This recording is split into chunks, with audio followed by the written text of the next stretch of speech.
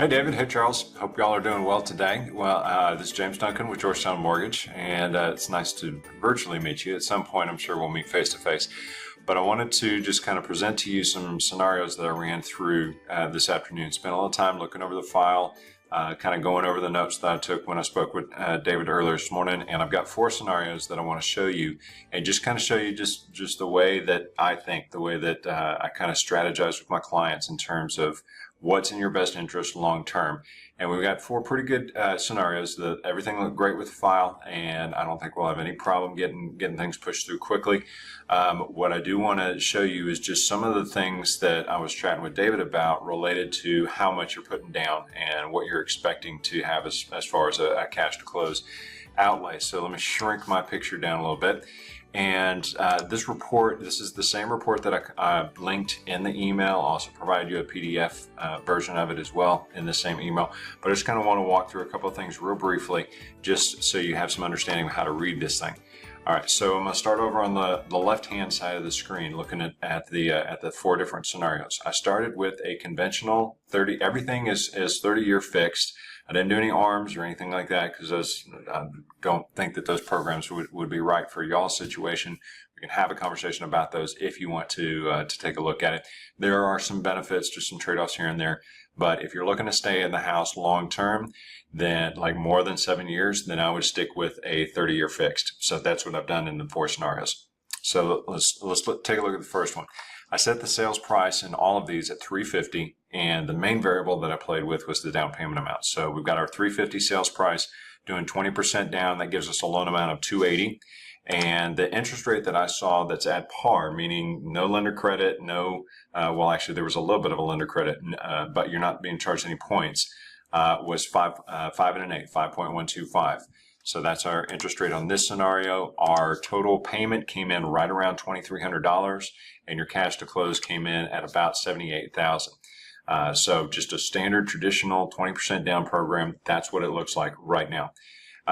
Conversely, David, one of the things that I spoke to you about was that pricing on programs where people are putting down less than 20% are actually getting more favorable pricing than 20% down. Well, it's still accurate as of today. So I did a 15% down payment, meaning our loan to value is at 85. So our new loan amount in that scenario is $297.5. We actually got an 1/8 of a percent break on our interest rate. Again, that comes with a little bit of a lender credit, so that could be applied to your cash to close. Just reduce that a little bit. And our payment only goes up to $23.73, so it goes up by $73. And that's just kind of a trade-off of the higher loan amount versus the lower rate interest rate, and so it came in about $74 higher. Your cash to close, however, drops down to $62,000. So we've already knocked off a good $15,000, $16,000 on your cash to close, so that's more money that you guys are holding on to. Our payment really hasn't gone up all that much. So it gets even more dramatic as we move to the 10% down. So with a 10% down program, same sales price, our loan amount is $315, still at 5% on the interest rate, payment jumps up to $24.67. You guys are now holding on to about $32,000 more of your money. So just for grins, I went ahead and threw in an additional program doing a larger down payment at 25%. Once I got below 25% down payment, I really didn't see any appreciable drop in the interest rate, so it pretty much tapped out at 5%. So we did get a little bit of a break going up to 25% down payment. Loan amount drops down to $262,500. Interest rate at 5%, and because of the much lower loan amount, your payment goes way down to just under $2,200 a month. But your cash to close increased up to $95,000. So that's kind of in the same ballpark of what y'all were anticipating putting down anyway. It's right around that $100,000 mark. Let me show you some other kind of a little bit more analysis of these numbers that might make a difference in how you're thinking about that. So I'm going to bring up my calculator. Here we go.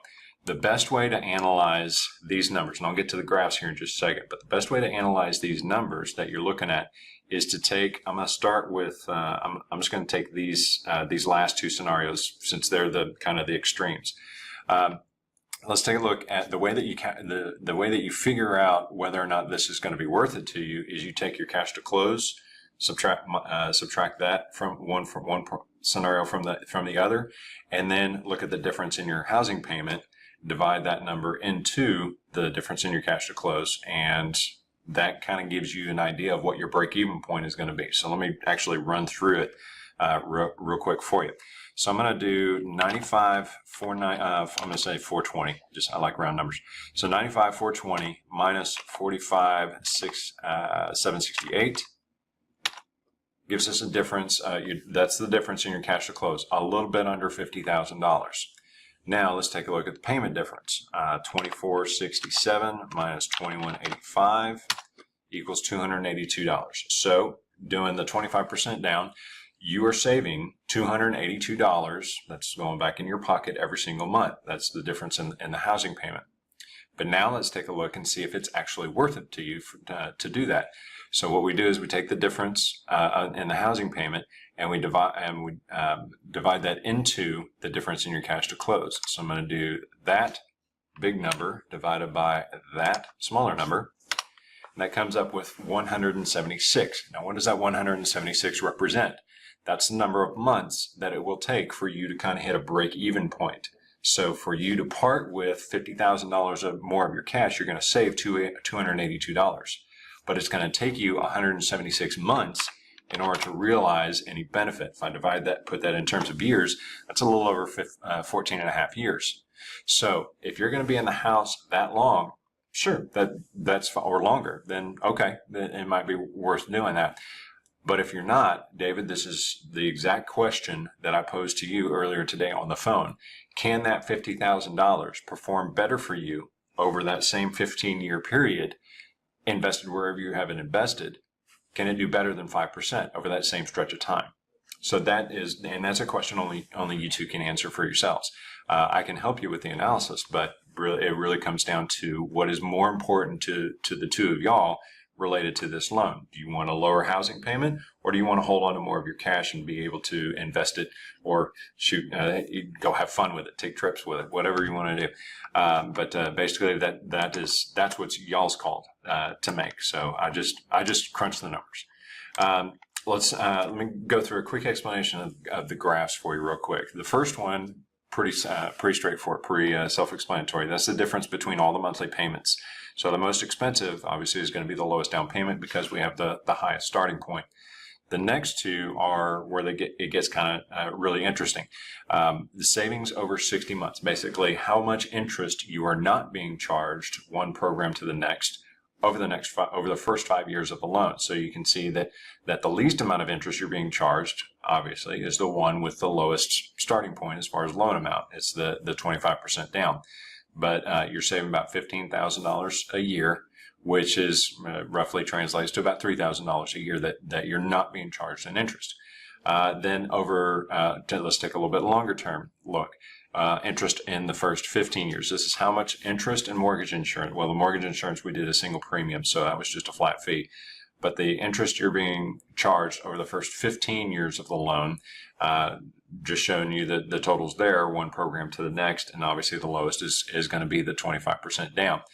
But again, remember, I'm the number cruncher. So if you take that difference of over 15 years, how much interest you're being charged, the 600, and subtract that subtract about 170,000 from it.